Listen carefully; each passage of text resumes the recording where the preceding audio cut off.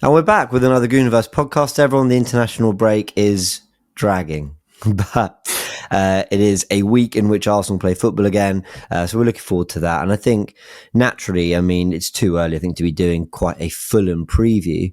I think what we want to do is really preview the next 3-4 weeks, preview what's to come for Arsenal in what is a run of games that I think would be classed as winnable, an opportunity for momentum, but we know what the Premier League's like, and we know now we have to do without Martin Odegaard, who has clearly suffered some kind of grade 2 MCL injury that will keep him out till at best the North London derby around the 20-something of November, which is after the next international break. So we'll go through all that. I'm back with Sheroy. How are you, mate? How's your week been? How are you enjoying the international break? I don't know how much Arsenal content you watch, but it's amazing how many content creators I've listened to, and everyone's saying the same thing. We're all beginning by saying, "Yeah, I've not really watched much international football, to be honest with you," and it kind of makes me think, who is watching it? Who is actually watching all of this international football? But anyway, look, you know what? If it's done anything, it's sort of galvanised my appetite for the Premier League and the Champions League and even the Carabao Cup to come back. So I am quite excited about the return of Arsenal and the return of all those competitions, because we're all very optimistic before the international break and going into it. But now it's time to sort of walk the walk as opposed to just talking the talk and see if we can build up that momentum. Exactly what you were saying. How have you been? How was your week or weekend even? Good. So this time I was at a wedding. And it was my first ever wedding. No way. Yeah, and crazy. So I turned 30 in a week, and I had never been to a wedding before. This was my first one. I know, and people think I'm mental. But I reckon I'd been to about 55 weddings by the time I was 30. I reckon I'd been to a wedding where someone had been divorced and got remarried by the time I was 30, actually. So it's incredible that you haven't even amassed one. No, this was my first. And shout out to them. It was a really beautiful day. So yeah, congratulations to my good friends, childhood friends. So it was really nice. I was there with family and everything. And you know what? I've enjoyed a weekend of not stressing about Arsenal, because it is stressful being an Arsenal fan, just because of the nature of supporting a club that can be so volatile in how good they can be and how bad it can be sometimes. But all good. Actually, as we're going to go into everything, it does go without saying that I just want to thank everyone for the really, really lovely messages from last week. We do appreciate it. We're over the moon that we got 50k on the podcast. It's definitely the most viewed podcast we've had. So happy for us on that, Sheroy. And just excited to get back into watching Arsenal again. Actually, as we're talking, I'm thinking of even more things I want to ask you about, so I'm just going to write them down. But yeah, 50k on the pod. Yay for us. 50k on the pod. Thank you to everyone who tuned in. And also thank you to everyone who took heed of my birthday plea at the end of the last episode, because from what I could see this morning, I haven't checked this evening, but you're getting closer to 60k. I don't know how far you are, but look, as James said, you've got a week, people. You've got a week before he turns 30. We need this man to get to 60k. There is no better birthday present. Please make it happen. Anyone who's lurking, anyone who doesn't subscribe and only hits like or leaves the odd comment, please.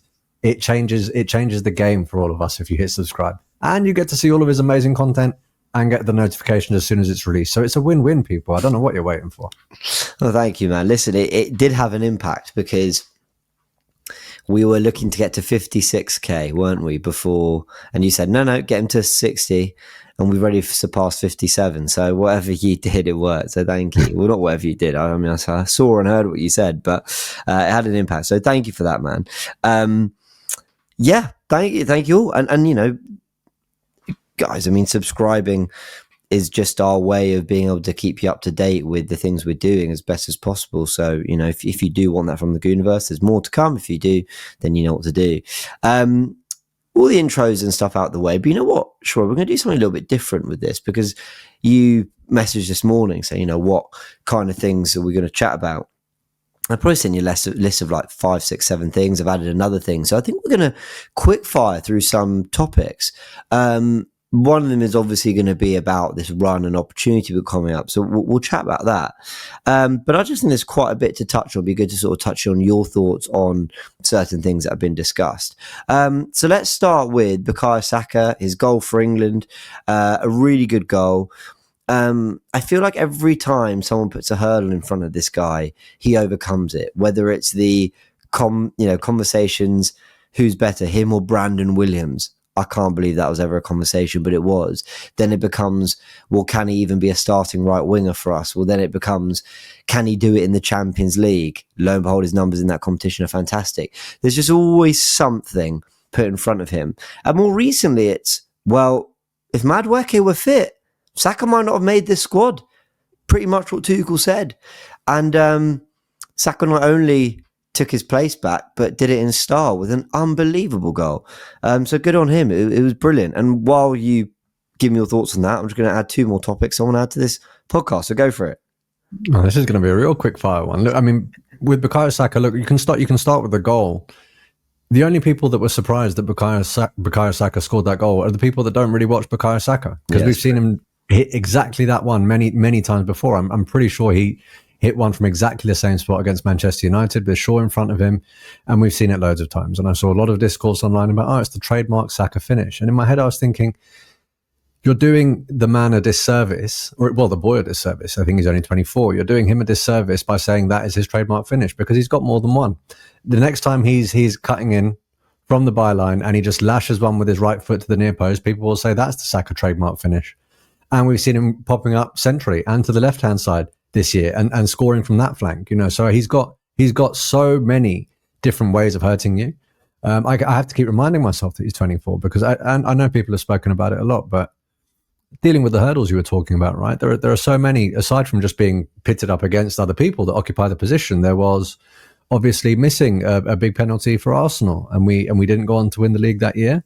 And a lot of people looked at that penalty against West Ham, I believe, as a turning point in the season. But he kept saying, no, I'm going to keep taking these penalties. Look at what happened when he missed his penalty in the Euros, and the fact that he still wants to take penalties internationally.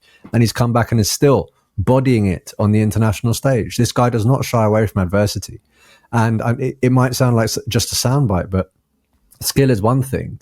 But having the attitude and the bravery is what separates the men from the boys in that regard, right? And that's why I really do want to give him his plaudits. A lot of people, the thing is, if you occupy the right wing, bro, everyone is always going to say, yeah, but it's not quite Salah numbers, is it? It's not quite golden boot numbers, is it? And I'm like, yeah, but was Salah hitting those golden boot numbers when he was 23, 24? I haven't really looked back, but my guess is probably not. And if we're looking at the trajectory this guy's on, the speed at which he's developing, for me, there's absolutely no reason as to why he can't. But also, there is a lot about his game, quite aside from just putting the ball in the back of the net. He's an absolute leader on the pitch. He's a model man off the pitch. And I mean that in the character sense, as opposed to all the modelling for New Balance and all of the other stuff that he does. I'm happy he's getting his brand deals. But as Arsenal fans, we're running out of nice things to say about the guy. But I think now football fans, England fans, and rival fans are also running out of nice things to say about the guy, because he's universally loved, bro.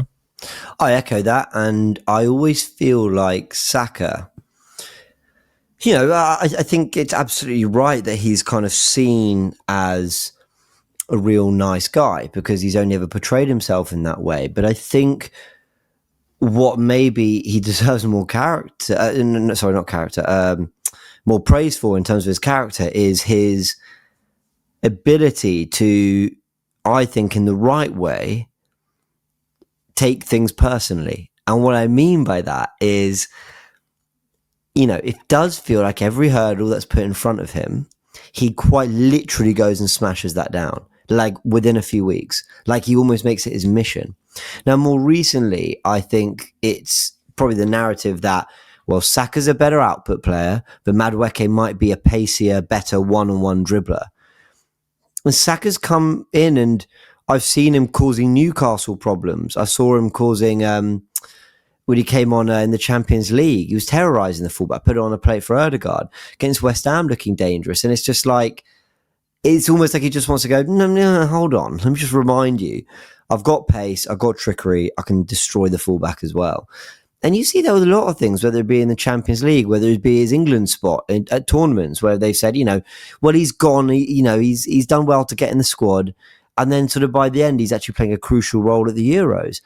And it's just moments like that. Should he be England's starting right winger at the World Cup? And then you see the goals he scores and the moments he has. It just feels like everything that's put in front of him, he always rises to it. And that's talent, but that's mentality as well. And I definitely think he channels that in a really positive way. For sure. And he goes about his business quietly. He's not one of those people that seeks to sort of throw it in your face when he does achieve something, right? And I think that a lot of that is exemplified. Look, we've seen this a lot with England players.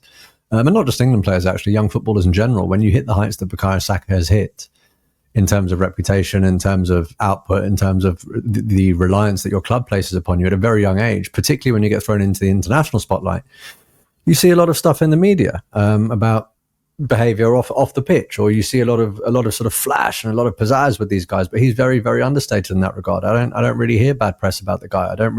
All I ever hear is that he's a religious guy, he's a family man, he's very happy in his relationship, and the manager keeps saying he's got good people around him and he's got a good head on his shoulders, and it absolutely shows. And you're right, I do think he's sort of embracing that leadership role, and sort of maybe growing into his own skin a little bit more.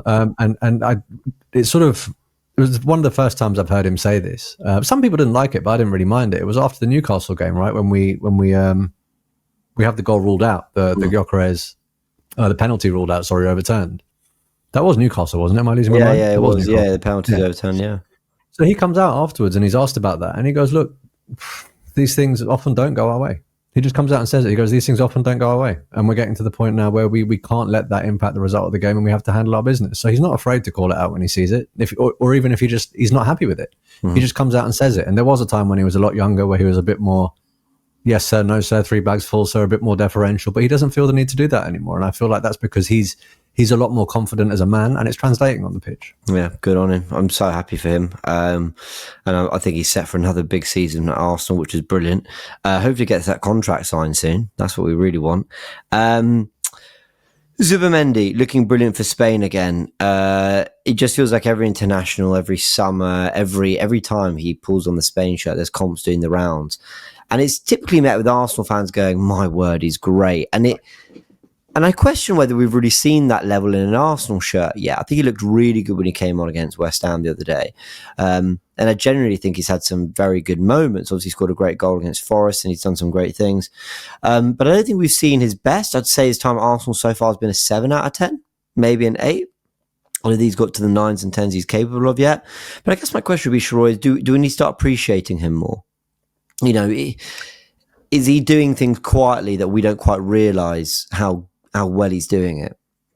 Yeah, I think in a way you kind of answered the question when you said we realised how good he was and what his contribution was when he didn't start the game and he came on. Yeah, a lot of people in that game were talking about, oh yeah, it's a great lineup. So was I. I was really happy to see that attacking lineup, but immediately you could see that there was an ever so slight balance worry, and that was very much addressed as soon as Zubimendi came on. And I think the reality of the situation is that had Zubimendi not impacted the game the way that he did, a lot of people might have been going, oh, you should have brought Ethan on, or oh, you should have done something different. But no one was complaining about the Zubimendi sub after the game because you saw how he impacted it, right? And 7 games, look, I can't think of many players that could leave a league, come to a foreign league, and be comfortably operating at a 7 out of 10. Mm-hmm. But it's the difficulty is accentuated when you're slotting into a team alongside 100 and some odd £1 million Declan Rice in a team that is second and shooting for the title. And people are already saying that you have elevated the midfield, because it's a lot easier to go into a team that's 7th or 8th and make them look like they should be 4th or 3rd. We had a couple of those signings, and I don't mean to play down what they did, but when we're looking at the evolution of Granit Xhaka, or what Zinchenko brought to us, or what Jesus brought to us, or what Aaron Ramsdale brought to us, there were a few of those players, right, that really made us go, oh, wow, now we're solid in the top 4. This is brilliant. But to be able to do that from 2nd to 1st, the margins are a lot smaller. It's a lot more difficult to make that jump. And he's done that. He's done that with what I would call sort of effortless ease in many ways. And a lot of that is technical ability. But where do you land on this, though? Because a lot of people describe him as a metronome. A lot of people describe him as a tempo setter. A lot of people say he's fast becoming one of the first names on the Arsenal team sheet. We did get rid of Jorginho. Lokonga did get sent out. Partey, of course, is no longer on the books. And it doesn't really look like Mikel Arteta. I know he's been injured, but it doesn't really look like Mikel Arteta wants to be starting Norgard in the Premier League games the way in which we thought he would. Are you concerned with the amount of minutes that Zubimendi is playing? Because when Rice was rested, Marino played. I know that we haven't really had that option with Gyökeres, but even the wingers have had some rotation. The centre-backs have had some rotation. The full-backs have had a bit of rotation. But he hasn't, and there doesn't really seem to be that element of comfortability with the manager to do so. And he's playing a lot of international football. Yeah. I'd be concerned if Zubimendi had started the West Ham game, but because he didn't, it suggests to me that Arteta's intention is to rest him and manage the minutes. So I'm not too worried. I think it's just circumstance at the moment. Like Norgard, I mean, I had a sneaky feeling that Norgard was going to start the season if he'd been fit, but I don't think he was. And Zubimendi rightly is the guy who should have that shirt and should be allowed time to grow into it. But I actually think Arteta trusts Norgard a little bit more than it appears so far. I just think Zubimendi's on a good run. He's getting up to speed. Also, he's alternating a lot of players around that midfield. Odegaard's been in and out with injury. It's been Eze, it's been Wanera, it's been Marino. Rice, I mean, obviously he's been playing as a box-to-box, but he's also reinvented his role a little bit. And I think Marino's done quite well in the left 8 when he's been asked to play there. So I think he's probably just looking for a little bit of stability. So I'm not too worried about it, but I do think the minutes need to be managed for sure. And I'm interested to see how he does that. Is it dropping Rice deeper and getting Marino and another 10 in there, or is it getting Norgard straight in and keeping the balance? Because Norgard and Rice together, that feels a little bit too off the ball for what we want on the ball. But we'll see. But I like Norgard. I think he's a good player and a sensible backup. I do think Partey and Jorginho as a pair were a technical level above Zubimendi and Norgard as a pair. But I think Zubimendi and Norgard are a better blend of everything Arteta wants in that position, because Zubimendi is very good off the ball, better than probably Partey and Jorginho. Not put together, but probably better than both.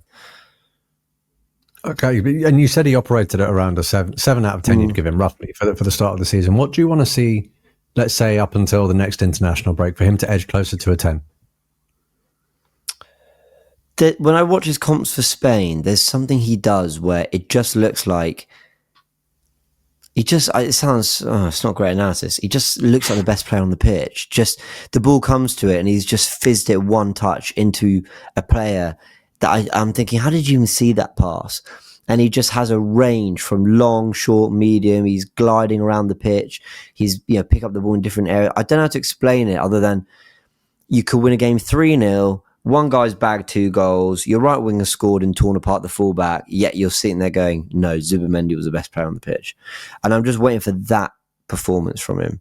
I think against West Ham, to be fair, what a pass for Eze for the first goal, and to Timber for the eventual penalty win. So I think he was slowly getting there, and I think he did some good things against Olympiacos on the ball as well. But I was talking to Rohan on Canon, on the Canon podcast. We did a rewatch, and his theory is that Arteta's moving the midfield more towards the PSG style of midfield, where Ruiz, Vitinha, and João Neves all rotate between who's the 6, who's the 8, who's the 10. They're just kind of constantly all moving. And actually, when you look at Zubimendi, Marino, and Odegaard in particular as a 3, they've got quite a good understanding of fluidity and who drops where. So maybe it's just about all of that coming to fruition over time for Zubimendi.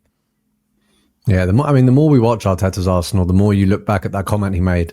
That sort of, I think it was an ever so slightly snide comment, but when he said, "Oh, well, do you think we only had one formation? I think we had, some 60-odd rotations or whatever." And a lot of people laughed at the time because the time he chose to deliver it was when something clearly hadn't gone our way. But there was an element of truth to that comment. He wasn't lying when he said that, right? There is just so much rotation that in any given game, sometimes you'll see Calafiori looks like he's playing at the 10. Sometimes you'll see Saka looks like he's playing at the 9. Gyökeres might be on the left winning. It's exactly what you were saying about that rotation. And it just goes, it's exactly why I'm so excited to see what these next few games bring, man. Yeah, me too. So let's talk about that run then. So we have given you 14 minutes or so, everyone, of somewhat international football, but not really. I mean, as international football in through the lens of Arsenal.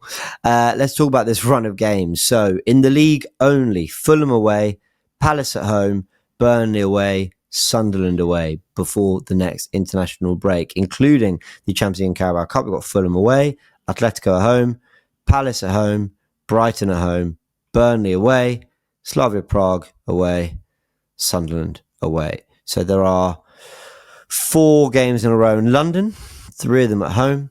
Then there are 3 away games in a row. 3 out of 4 Premier League games are away from home. Sheroy, broken record here, but I just believe when you're striving for that first title in a while, you do something that it sets tempo and momentum. And And that's not true of every team that won their first title. But I think generally there is a point at which they put together a string of results. There's a particular run. There is maybe just one result. There is something that is viewed as the R. Now, it could have been Newcastle away for us, sure. But I actually think if we, after losing to Liverpool, went on a 9-match winning run, that's the kind of thing that makes everyone stop and go, oh, okay, they might be serious. And I think there's a real chance for momentum here, man. I think there's a real chance to be... What's the record right now in the league? Is it 5-1-1, yeah? Yeah. So 5 wins, 1 draw, 1 defeat. In 4 games' time, I think that could easily be 9-1-1. And I think that's exactly what Arsenal should be striving for, man. I don't think there should be any question that is what Arsenal are striving for. This team, this manager, these players now, they don't strike me as the type of group that are sitting there going, 10 out of 12 wouldn't be the end of the world. 10 out of 12 realistically would probably still keep us top going into the next international break because it's unlikely that our competitors win all of their games. I don't think they're looking at it that way. But if, all right, you remember how we analysed the season at the beginning of the season, right? And we were looking at our games. But then the pod that we did before this international break, we both said, listen, if you offered me this points tally, but you also gave me the context of saying we're top of the league, having lost to Anfield, but we're still ahead of Liverpool, you did this. You said, I'll take it. It's exactly what you did, right? So I don't want us to fall into that trap. If it is a draw against Crystal Palace, who were unbeaten until quite recently, if it is a draw, Fulham away, lights on, Saturday at 5:30, it can't suddenly be everything's gone to shit again, because you do need to look at the bigger picture to an extent, right? I mean, if we do pick up a draw in one of those, note that I'm not saying a loss, by the way, before the standards merchants come and try and aim for my head top. That's not what I'm saying here. I'm saying if we do pick up a draw in one of those, but we go into the next international break, top of the league by a point, top of the league by 2 points or whatever, all is not lost and we're still in a good position. That, however, does not go to the point that you quite validly made and the point that I wholeheartedly agree with, which is, send a message. That battle of attrition, wear them down slowly, keep winning. And I say that because I've seen Liverpool do it. I say that because I've seen City do it. I say that because I've seen us do it historically. I saw the great Manchester United side do it. I've seen so many great Real Madrid sides do it. I've seen every great side do it. When you have that opportunity and there are games that you ought to win and you do go on to win, more often than not, one of your competitors drops points. And it's like the boxer, right? The boxer is round 8. It's very easy to sit there when you're in the corner and go, it's all right, I've got another 4 rounds. But what's happened to you in those 8 rounds means you probably don't have what's needed in the tank to go for the knockout or to even win the last 4. Right, you have to keep grinding your opponents down and send a message. And that is particularly so in a situation where a lot of people, until Arsenal get over the line, are going to question mentality. Regardless of what you think about our mentality or not, regardless of which side of the fence you sit on, those questions are not going to disappear until we win a major, not just a trophy, a major, right? So all you can do is quietly, week by week, try and silence those critics and see if they can find something else. But look, having said that, bro, are they all winnable games? I might sound like an arrogant prick. There isn't a single game in this Premier League that I look at and I go, it isn't winnable for Arsenal. I thought it was winnable at Anfield. I think it's winnable at the Etihad, even though our results haven't been great there because of where we are now. I thought it was winnable at St. James's. I think it's winnable at every ground that we're going to go to. It's a question of who turns up on the day and what do we do about it? Yeah.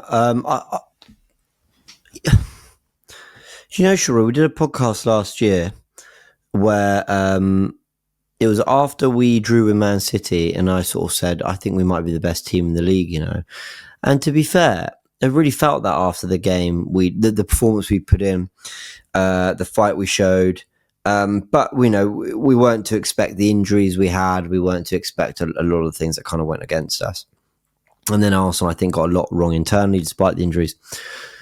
But despite saying that on that podcast, and I just want to acknowledge that I have said that before on this podcast, I don't think I've ever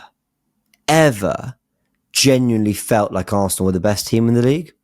I don't think I've ever felt that way. I think I've always thought, Pep and Haaland, De Bruyne, City probably still have the better players. Ooh, Liverpool, well, they still got a bit more, Van Dijk, Alisson, Trent, Salah, I think, and I want to stress the word think. I think this might be the first time ever in my life that I actually think Arsenal are the best team. And I just need to say a little bit more. But I think this is the first time I think that. And I think in previous years, you know, I've just mentioned what I said about the other teams, but there's been a level of football they've been playing. Like even City have put together like a decent run recently, but I'm hardly blown away when I watch them. They don't have the control and the inevitability they used to have. Liverpool feel more vulnerable than ever before. And Arsenal are the ones quite quietly going about their business. 2-0 West Ham, no real bother. Had an injury to our captain, one of our best players, took him off, brought on another great player, kept it moving. On we go, 3 points top of the league. And, you know, when I look at this run of games, it's weirdly like, I kind of don't need to know that we can beat Tottenham at home and Bayern and Chelsea. I know we're capable of that. I need to see that we responded to the Anfield defeat by only dropping 2 points, and it was to City's Haaland, and only conceding 1 goal from open play, and it was to Haaland, and everything else was just 3 points, 3 points, 3 points, 3 points. Keep it moving. 9-1-1.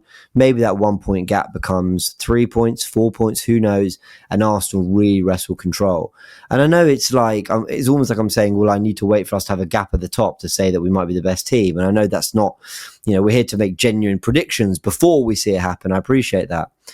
But I don't know. It might be the first time that I'm sort of looking at us going, we might be, you know. Now, I might feel stupid in a week's time on the next podcast. But I can't say I've ever been close to thinking this in previous seasons. And you shouldn't feel stupid anyway. Neither of us are professing to be like clairvoyants. Like we're just sitting here discussing how we feel, right? And I think there are a lot of people that feel the same way. When you say this is one of the first times, if not the first time, that you felt this way in your lifetime, all I could think was timing is everything. Because even if we had the squad or a squad with the equivalent ability of the squad that we have now in Mikel Arteta's first season, I know it doesn't make sense because he wouldn't have been manager if we had that squad, because Emery wouldn't have been sacked or whatever. But let's just hypothetically, right? Everything wouldn't have fit together in terms of timing, because there still would have been but you've got a relative novice as a manager who's got so much to learn, and maybe that wouldn't have been enough. If you had the best manager in the world who inherited the players that Arteta inherited, there's only so much you can do, right? I mean, if you put Pep Guardiola in charge of the squad that Mikel Arteta inherited, I don't think he gets the results that he got at Manchester City. He probably goes on to achieve success. Some might say quicker than Arteta, fine, but that's not what I'm saying. I'm talking about that group of players in that first season. He probably doesn't do much more than Mikel did. But now you can look at it and say, okay, we could even go back into, because you're 30, you're not 6. Like you'll remember parts of the Wenger years, right? And there were times where we had, in my opinion, some world level players, but there was always a glaring gap or two where you're like, why have we not bought a DM?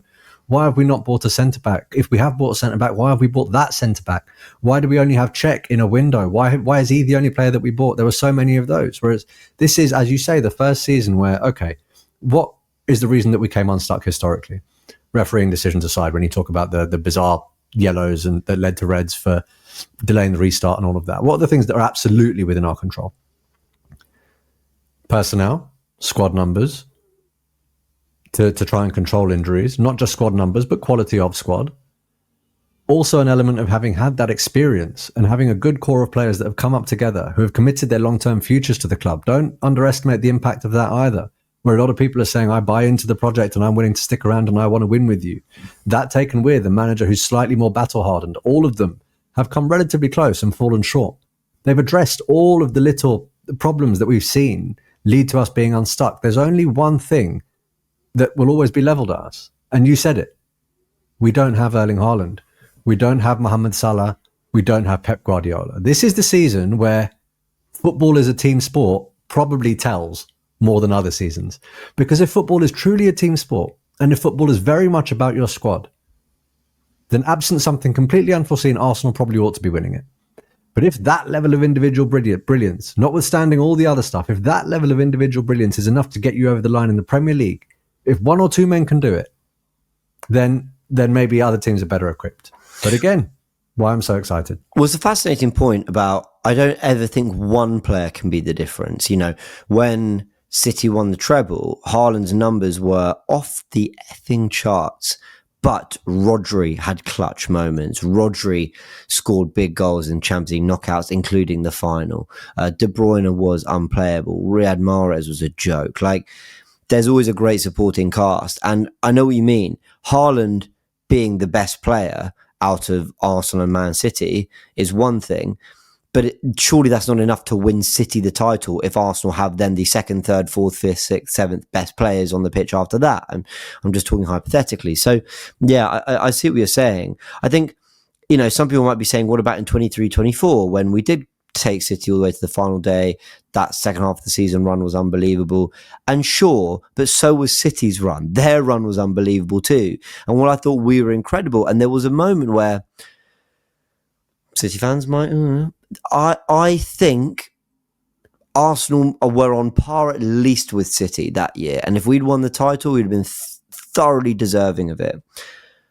But I always knew, for as good as we were, I knew City are really, really, really good. Whereas this year, Liverpool have been shaky in a way. I mean, I thought they'd have teething issues. I didn't expect all this. And even then, they've only lost 2 games and won the other 5. And City just don't look in the same flow. It's the first time I've kind of thought, the level of the winner this year might be a step down on what we'd seen in the previous, since Guardiola arrived, basically, when Klopp, Slot and Pep won titles. And even the level that Arteta had to get to just to compete.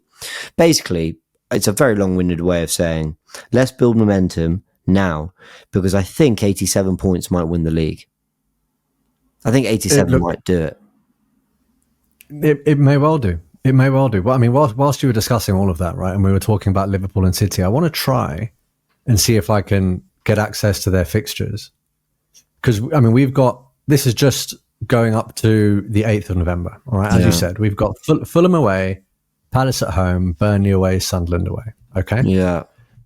Liverpool, Manchester United at home. Mm-hmm. Say what you will about that fixture, but Manchester United often want to turn up against Liverpool. Whether they do or not is a different story. Brentford away, I know City made relatively light work of them, but Brentford, if they are going to be any good, very often it's at their ground.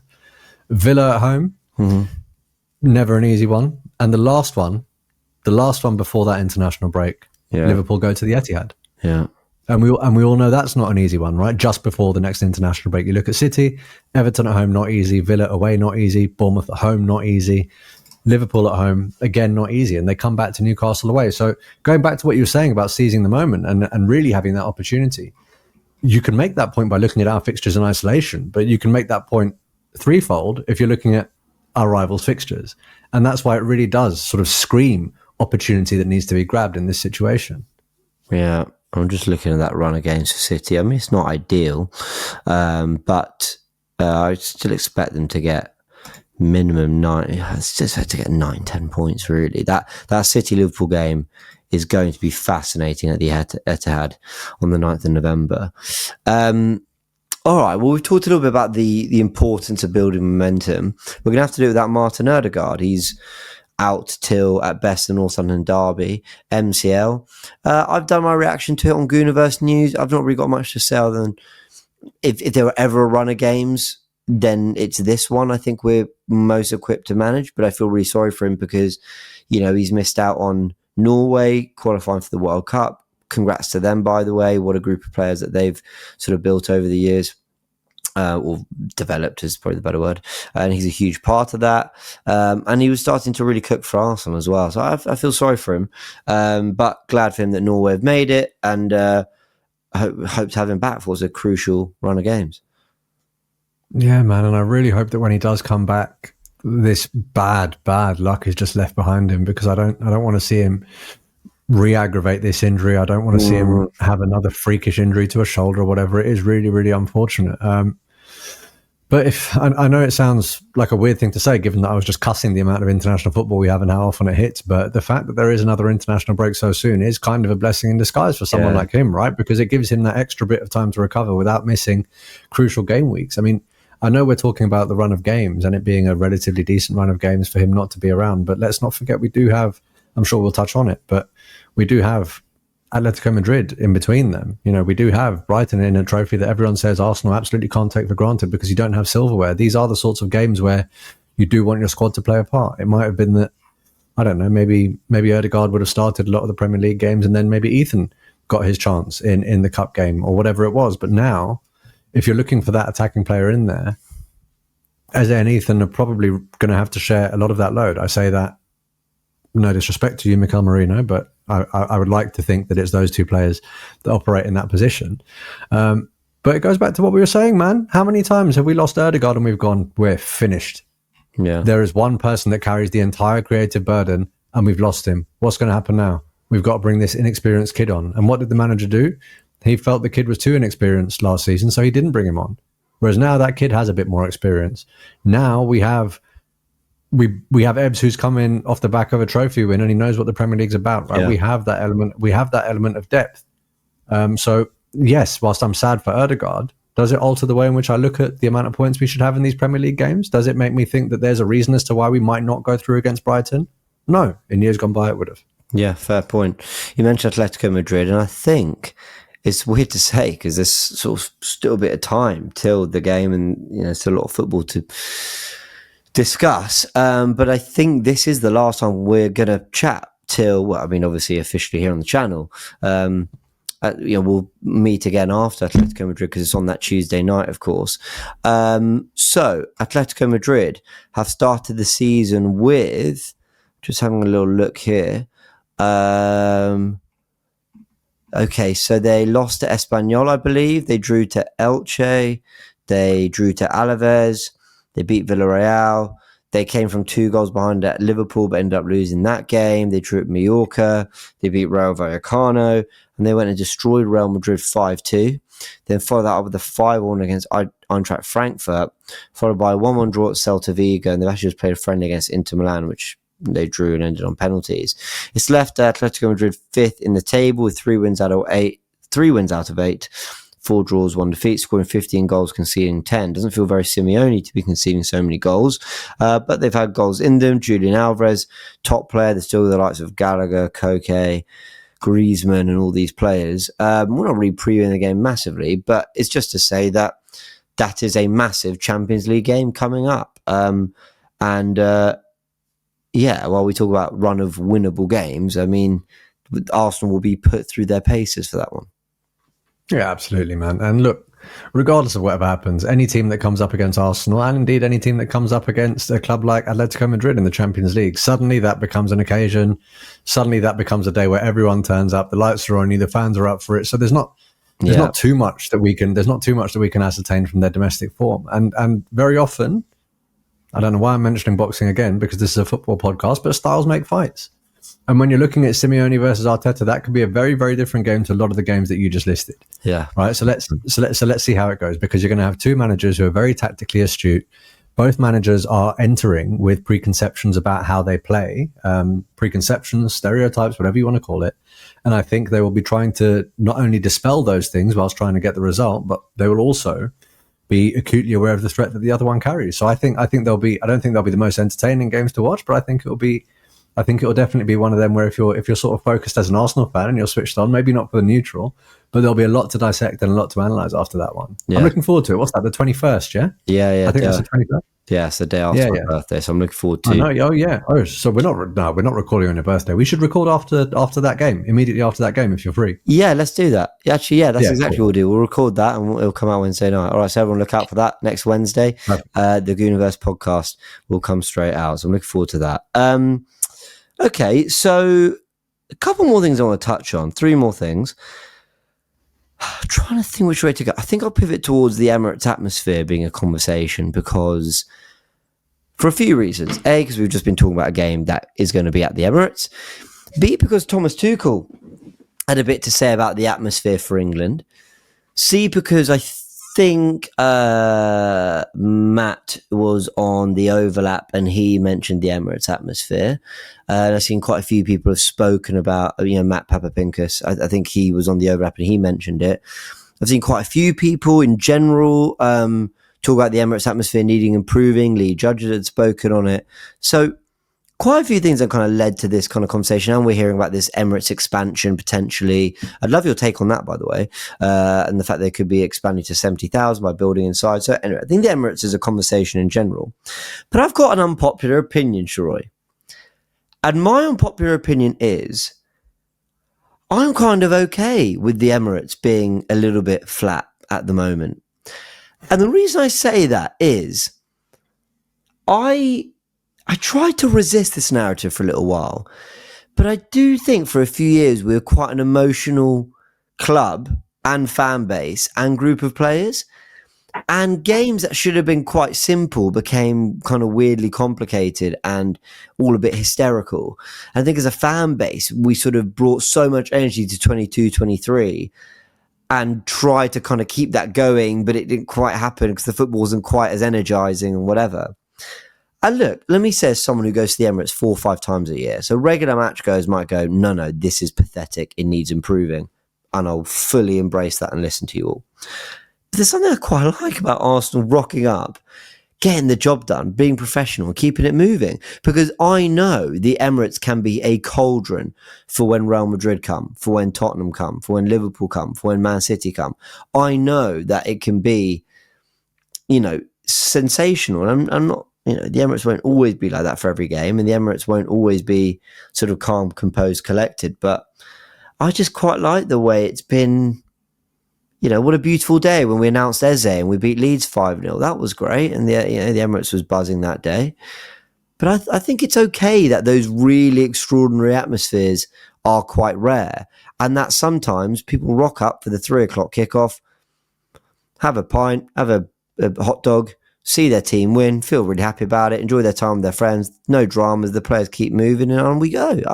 I don't think that's a bad thing for the general intensity of the season. So that's my unpopular opinion. What do you think? Has anyone ever described the Etihad as like the go-to atmosphere for a football club? Has anyone ever looked at the Etihad and gone, I wish our fans were like that? No. They've dominated the last decade of football. So the atmosphere isn't everything, right? And so many times we've had this discussion, partly because of the noise that comes out of the club and sometimes what comes out of Arteta's mouth, right? Like you remember before the PSG game, I think it was fans, bring your boots. We're going to need you on the pitch. And that sometimes comes back and bites you in the arse, doesn't it? Because how many fan cams went up after that and said, why didn't you lot bring your boots? Why are you looking at us?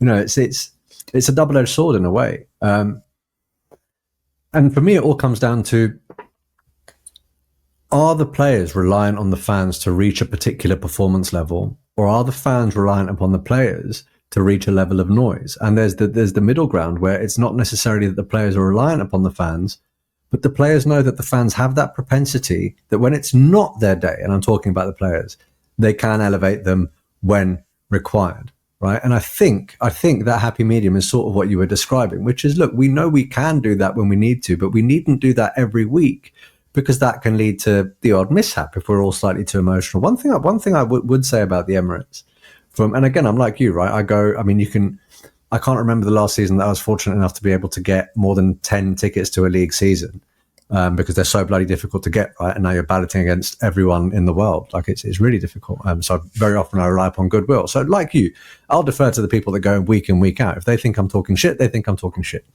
But one thing I did notice about the Emirates is,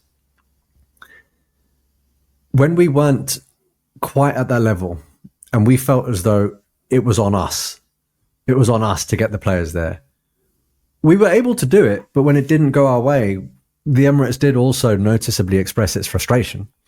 And I think that can cut, and I think that can do a fair bit of damage. So I think if you gave me a choice between that and now, I agree. I'd probably choose now. Having said that, I've been to many a big game, as you say, right? I mean, the Liverpool, I think it was the 2-1 when Van Dijk has that little mishap and Martinelli taps it in, and then Trossard. That was a 3-1. Sorry, that was a 3-1. I was 6 rows back in the North Bank for that, and I remember coming out of that going, that was probably one of the best atmospheres I've ever seen at the Emirates. We have the propensity to do that. And Martin Odegaard came out after that game and said that was actually the best atmosphere I've ever played in at the Emirates. The tone of the fans and the atmosphere at the stadium might just be maturing along with the players, because now I think there's, in the same way that there might have been with, okay, I'm not going to say that actually. I'm not going to say that. But I think there's just a base level of expectation that we're going to get the job done, and we're just going to wait for you lot to get the job done because you don't need us today. And when you do, we're in. So I don't think it's that unpopular an opinion to have.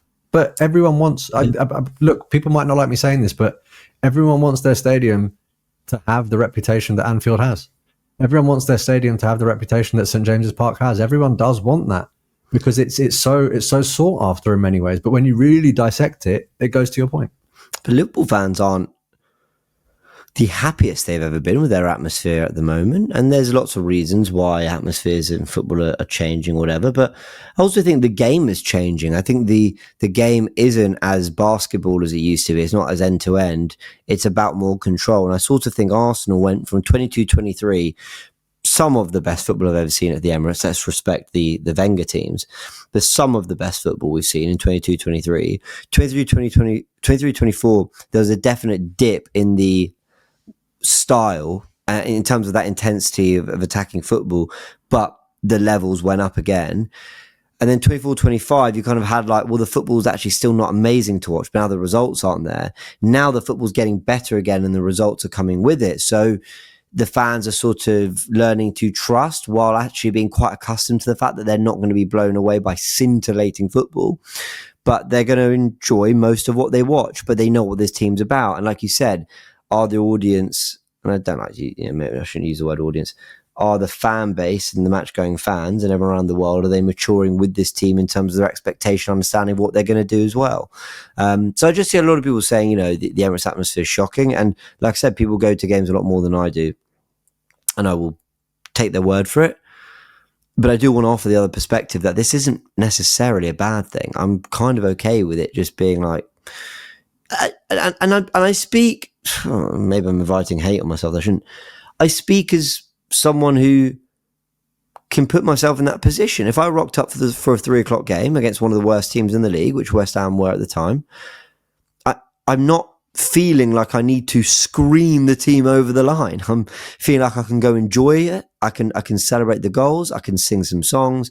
I can enjoy my day out. And then, I've got something on Saturday night to look forward to. I don't think it has to be like the intensity that we've seen before all the time. So I'm okay with that. Yeah, I mean, forgive me if this isn't the segue that you were hoping for, but I do think it could change with the stadium expansion, though. So yeah, so let's talk about that. Yeah, that's exactly the segue I was looking for. So go on. What do you make of those plans and what's being suggested? Look, I'm not going to go into the technicalities of it or the reasons for it or whatever, but the overarching premise, I think, is actually, sadly, they're looking at the rival up the road and they're saying, well, they're getting all of this stuff and they're generating all of this revenue at the Tottenham Hotspur Stadium. Maybe we need to be more in line with that. Now, that as a point of principle, I don't have a problem with. However, football, whether you're watching it on television or whether you're going to the game, is probably as inaccessible now as it has ever been. And I'm not just talking about the fact that you can't watch at 3 p.m. I'm not just talking about the demand for tickets. I'm talking about the money. I'm talking about the price at a point where absolutely everyone worldwide, not just in London, is in the midst of a cost of living crisis.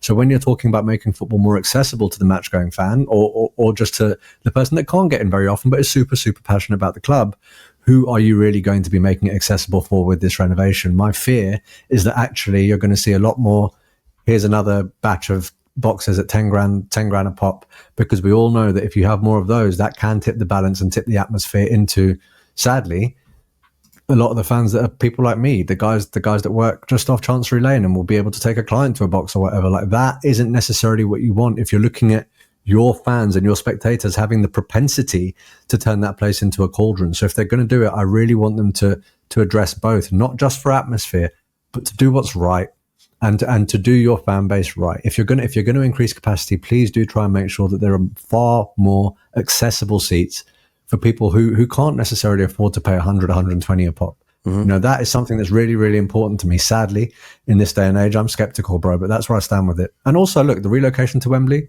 not the end of the world for me, because it's only 4 stops for me on the Met line. So it's probably slightly closer given that I'm in Northwest London. I'll be there. Who knows, man? We might as well just do some Goonerverse fan cams out there. I can pop down in 10 minutes, take a little camera set up, see what's going on. Oh, no, have some fun with it. That'd be a laugh, man. Yeah, Wembley, I don't have a problem with. I mean, fine, if that's what it's got to be for the work, then I'm okay with that. I like the idea of expanding to, I think if we're going to expand, I want it to be significant. Like, I think if they're going to do the work, 60 to 63, it's like, oh, okay. I mean, that's great. It's 3,000 more tickets. And that is obviously good for the extra 3,000 fans and for the Cronkies and revenue and all that. But if you can do 60 to 70, make that happen, man. Make this, make the what's it called? The stadium that's 16% bigger if you can, or whatever. Do that. That'd be really cool. I do think, I agree with everything you said. I mean, basically, what really needs to be addressed in terms of football fandom is the accessibility, getting to games. I mean, the cost of a football kit, the cost of football merch, the cost of football tickets, everything, like, you know, and this is in a world where you can pay all this for Sky Sports, TNT, whatever, and you still can't watch Arsenal West Ham at 3 o'clock. You're not even paying a premium to ensure that you're getting all these things. You can be whatever member at Arsenal, red, diamond, whatever the names are, I don't know, gold, and you still can't watch the 3 o'clock games. Like, there's a massive issue with football and the money it brings in, and actually what it does for its fans, if I'm honest. So that remains a massive issue.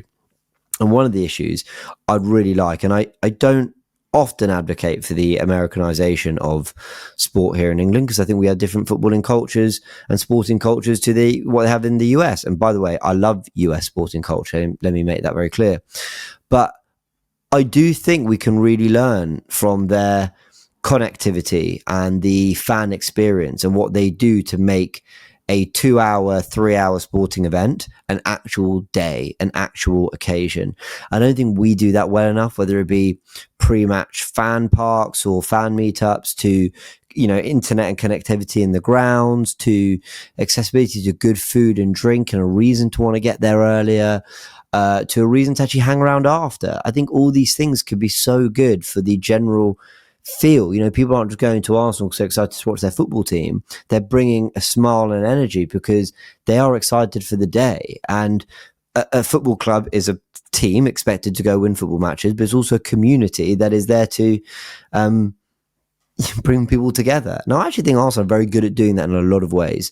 And I think the accessibility to get around the ground and all that, plus. But I just think there's more they can do from within the actual Emirates to really improve what a fan gets out of being at that ground.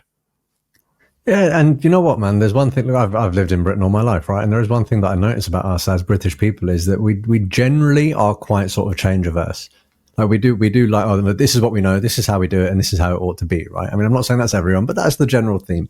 But I think that if a lot of those people, I'm quite fortunate in that I've got family in Texas, right? And my uncle, he has Houston Rockets tickets, and he's got tickets to the Houston Texans NFL. So whenever I'm out there, he takes me to these things, right? So we go to the Texans. You can drive there relatively easily, and it's exactly what you're saying. You've got people basically just setting up barbecues outside, huge families with kids, people enjoying it. You know, I know they've got the land, I know they've got the space, but there's all of that, and then you get in. Everything is super, super accessible. And I guarantee you that if there was just an element of that, I know we don't have the space in London or in England to be able to do what they do in Texas, but if there's just an element of that, maybe people are slightly less upset about the fact that they're having to part with that level of funds because they feel as though they're getting more value for money, right? And there is, quite rightly, a lot of emphasis placed upon match-going fans. I completely agree. But the vast majority of people aren't able to go. And the vast majority of people are paying a shit ton of money to be able to access football on their televisions. And that goes back to what we were saying about actually warranting a certain level of entertainment on the pitch, actually wanting to hear a certain level of atmosphere when you're watching the game, actually wanting to see a certain level of results and a certain level of achievement. Because yes, we're not necessarily blessed enough to get tickets, but we are giving a significant proportion of our time and money to watch this because we love it. And I think that is arguably the best return that we could get. But in the absence of that, doing everything else that you can to make sure that people stay as happy as possible really is a base level of responsible ownership. But sadly, without getting too ideological in this sort of extremely sort of capitalist money-centric society, I'm not entirely sure that's the way they're going to go. But only time will tell. Hey, credit to us. I think we had a good chat around the stadium there. So, yeah, I mean, ultimately, we're all in favour of the expanded stadium. Keep that coming. But just make sure that it's not just a case of more seats. Great, cool. You know, we want that. We want it to be bigger and impressive and polished, but there's more that needs to be done. So, yeah, glad we all agree on that. Let us know your thoughts and conversation below. Last point on that. Sorry, I don't want it to be what we had when we moved into the Emirates, though. I don't want to hear that because we've done this, we're now precluded from buying this player, and then suddenly, I don't want to hear any of that. Defeats the point. I mean, that inexcusable now. Absolutely inexcusable now. You can't do that. This is to build and to genuinely build. That's all I have to say. I'm trying to work on getting an interview with some experts on this channel for a video along the lines of sort of Arsenal's plan to become a super club, because the Athletic have covered it with this stadium. I know the Daily Mail have covered the plans to basically do all this stuff with the Emirates that's going to increase it to the point of Arsenal having the kind of revenues that means we can go and have the Isak Verts kind of summer that Liverpool just had and compete with the very, very best. And insight on all that will be really interesting. So yeah, look out for that video if I can get the experts to join me and walk me through it. Okay, final thing I wanted to get your opinion on is my video very quickly that came out on the channel, well, today at the time of recording, so yesterday, on Amorim and the comparisons to Arteta and this kind of constant, oh, well, our manager's shit, so, but stick with him because Arteta turned it around. And look, can Amorim turn it around? Maybe. Sure, I'm not here to comment on that. I'm just here to say that the context around which Arteta's spoken about when it comes to these things, I find really disappointing. So I think there's so much more context that people miss out. So go on, your take on all that and the constant comparisons. Happened with Ten Hag, happened with Postecoglou, happened with Poch at Chelsea. I'm just kind of sick of it, really.